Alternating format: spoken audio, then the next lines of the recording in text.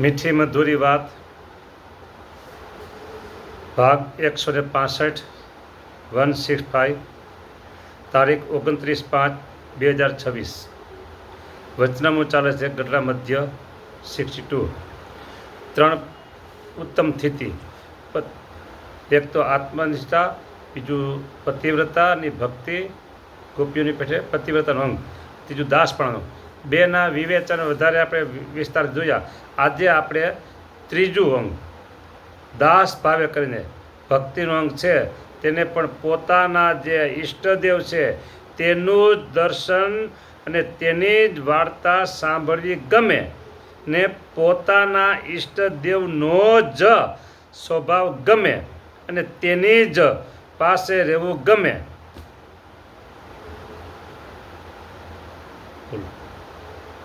એવો પ્રીતિવાન હોય તો પણ પોતાના ઈષ્ટદેવની સેવા સારું અને રાજીપા સારું રાત દિવસ એમ ઈચ્છા કરે છે, મને મારા ઈષ્ટદેવ કાંઈક આજ્ઞા કરે તો હું અતિશય હર્ષે કરીને કરું. પછી પોતાના ઈષ્ટદેવ છે તે આજ્ઞા કરે તો છેટે જઈને રહે તો પણ રાજી થકો રહે, પણ કોઈ રીતે અંતઃકરણમાં ખેદ પામે નહીં અને આજ્ઞાને વિશે જ પરમ આનંદ માને. એ દાસત્વ ભક્તિની ઉત્તમ દશા છે. એવા દાસત્વ ભક્તિવાળા તો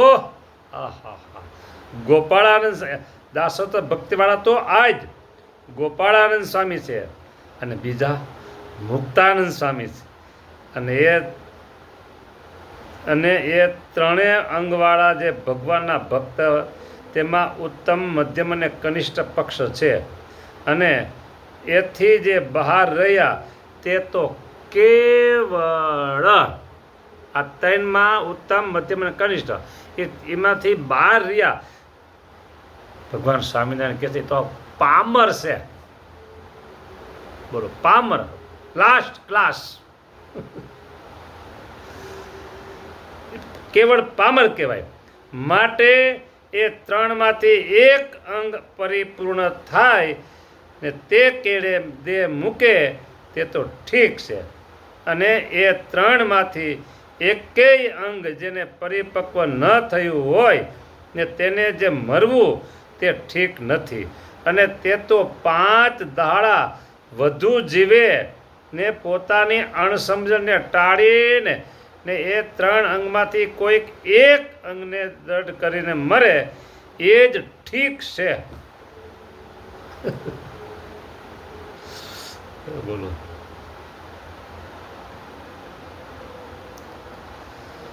હવે અહીં વિવેચન પૂરું થઈ ગયું.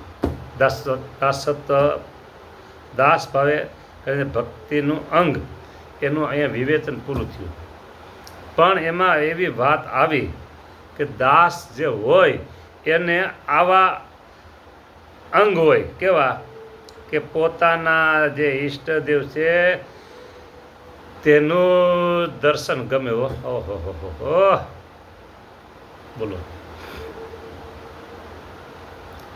શું છે બીજે આવા સર્વોપરી સ્વામિનારાયણ ભગવાન મળ્યા પછી? બોલો, હા,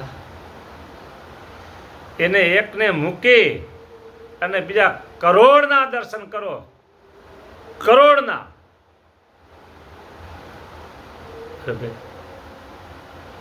એનું દર્શન ગમે.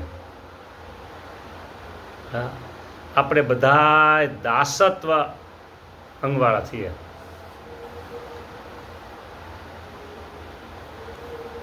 જો વાત કરું, આ સેવક, એનું નામ શું છે? ધર્મ પ્રકાશ દાસ. પછી ભક્તિ વલ્લભ દાસ. બરાબર, પછી કોઈ પણ નામ લ્યો ને તમે, દાસ આવશે. હવે આમાં નામ બધાને લઉં તો પછી કોઈ અમારું નામ લીધું છે, ત્યાં પાસે પ્રોબ્લેમ થયો એટલે બધા ના એટલે એક નામ લીધું પછી આપણે તો યાદ આવ્યું નામ લીધું હોય. હા, એટલે આપણે દાસત્વ ભક્તિવાળા છીએ, બરાબર. એટલે આપણે દર્શન કોનું ગમે? સ્વામિનારાયણ ભગવાનનું. જો પછી બીજું કીધું, અને એની જ વાર્તા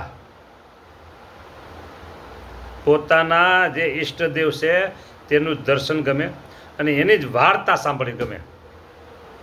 બોલો.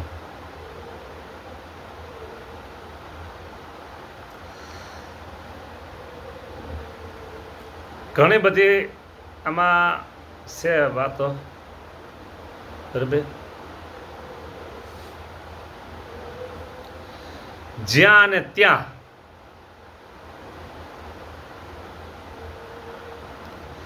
તમને બધું સાંભળવાની, અત્યારે તો આ યુટ્યુબ છે ને, યુટ્યુબ એમાંથી આખી દુનિયાનું મળે, બરાબર. જો તમારે ધંધા રોજગાર હોય, જગત વ્યવહાર હોય, એમાં તમને સપોર્ટ કરનારા વિડીયા કોઈ મળે, યુટ્યુબમાંથી વિડીયો કોઈ મળે, નો ડાઉન સાંભળી શકો.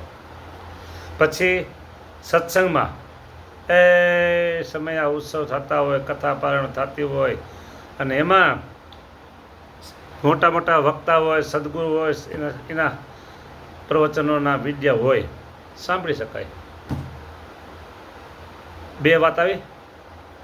પહેલી વાત મેં કીધી, ધંધા રોજગારમાં તમને સપોર્ટ થતું એ, અને આ આપણે ભક્તિમાં સપોર્ટ થતું એ બે. ત્રીજી વાત,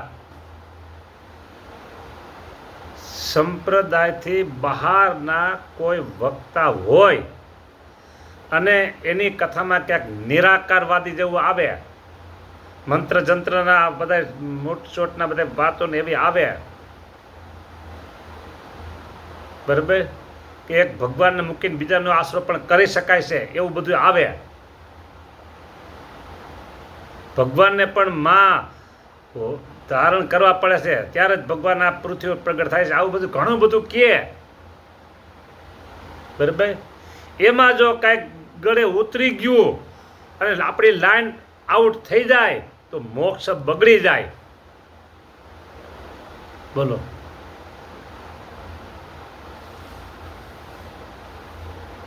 અમારે અહીંયા બે બાળકો ને બે ભાઈઓ, 10 પાસ કરેલા, 11-12 કરેલા, બંને ભાઈઓ અહીંયા આવ્યા. પછી મેં એ કીધું આ કેમ દેખાતો નથી? એ કે એની લાઈન બદલી ગઈ છે. કેમ? પછી એને કંઈક કીધું, સિગારેટ પાય પીવે કંઈક એવું કંઈક કહેતો હતા. એ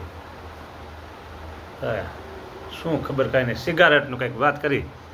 હા, એ કંઈક પાવાની હોય પીવાની હોય, શું ખબર નહીં, કે ત્યાં સડી ગયો શીખ્યા. પછી મને એને વિગતે વાત કરી. મેં કીધું કોઈ શાસ્ત્રમાં મળે છે? કીધું આ વાત, બોલો, ક્યાંય ન મળે. એક તમને રમૂજ જેવું કીધું, કહેતા હોય તો કીધું, ચા બાબત, ચાય, ટી. જો ગૃહી ભીષ ત્યાગી ભીષ ચા પી પઠનીય, ગૃહ ભીષ ત્યાગી ભીષ ચા પી પઠનીય મિદમ તત, પઠનીય મિદમ તત. ગૃહ ભીષ ત્યાગી ભીષ ચા પી, એટલે ગ્રહસ્થોએ અને ત્યાગીઓએ ચા પી આ જન્મમંગલનો પાઠ કરવો. આમ રમૂજમાં બાળકો બેઠા હોય તો કહી શકાય. ચા પી આવ્યું ને, એટલે હવે બાળકોને બેસી ખબર તો ન હોય, આજે ગામમાં ચા પીવાનું કીધું છે જન્મમંગલમાં.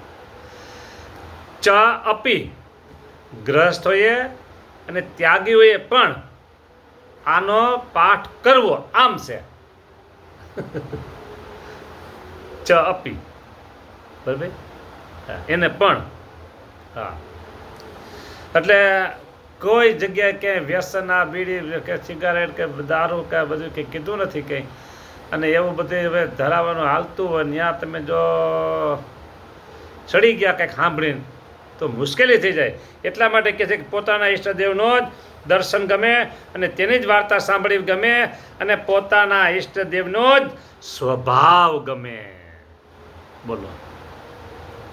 ગમે તેવી લીલા કરે ને ગમે તેવી ચેષ્ટા કરે પુરુષોત્તમ નારાયણ સ્વામિનારાયણ ભગવાન, બરાબર, એમાં શંકાને કે સ્થાન આવવું જોઈએ નહીં. હા, તો એમ કહેવાય કે એનો સ્વભાવ આપણે ગમ્યો. બોલો, બરાબર. પછી વાત આવી કે આવા 3 અંગવાળા છે એવા પ્રીતિવાન છે, બરાબર છે, છતાંય તો પણ પોતાના ઈષ્ટદેવની સેવા સારું અને રાજીપા સારું રાત દિવસ એમ ઈચ્છા કરે. આવું અને 3 અંગ છે તોય પણ પાછા હા રાજીપા સારું અને સેવા સારું, ઈષ્ટદેવની સેવા સારું અને રાજીપા સારું ઈચ્છા રાખે. આ વાત જોરદાર છે, અતિ જોરદાર છે. એટલા માટે ઈષ્ટદેવની સેવા અને ઈષ્ટદેવનો રાજીપો, કામ થઈ જાય, પુરુષોત્તમ નારાયણનો રાજીપો મળી જાય અને એની સેવા મળી જાય. એટલે અહીંયા રાજકોટ મંદિરમાં આ અધિક માસમાં દરરોજ સાંજે 5:30 થી 7 સત્સંગી જીવન, ઇતિશ્રીમદ સત્સંગી જીવન નારાયણચરિત ધર્મ સાથે પ્રથમ પ્રકરણનું વાંચન થાય છે. સત્સંગી જીવન એમાં પ્રસંગ આવ્યો હતો સેવા બાબતનો. ત્યારે મેં હળવેકથી કીધું, હળવેકથી કહેવાય, અહંકાર આવી જાય. મેં કીધું આ સેવાની વાત આવી, પ્રગટ સેવાની બધી વાતો આવતી હતી. મેં કીધું આ સેવક કેટલા ભાગ્યશાળી. બોલો, મેં જે સભામાં વાત કરી એ વાત તમને કહી દઉં અડધી મિનિટમાં કે હરિકૃષ્ણમાં નાર પહેરાવું ને શણગાર કરી અહીં ખવારમાં, એટલે હળવેથી બોલું સર્વોપરી સ્વામિનારાયણ, સર્વોપરી એવા ઈષ્ટદેવ, સર્વોપરી હરિકૃષ્ણ મહારાજની જય એમ કરી પછી ભગવાન હાર પહેરાવું, પછી હરિ ધર્મદાદાને હાર પહેરાવું. હા, સર્વોપરી એવા સ્વામિનારાયણ ભગવાનના પિતા શ્રી ધર્મદેવની જય જય જય, પછી ભક્તિ માતાને હાર પહેરાવું. હળવે હળવે બોલાય.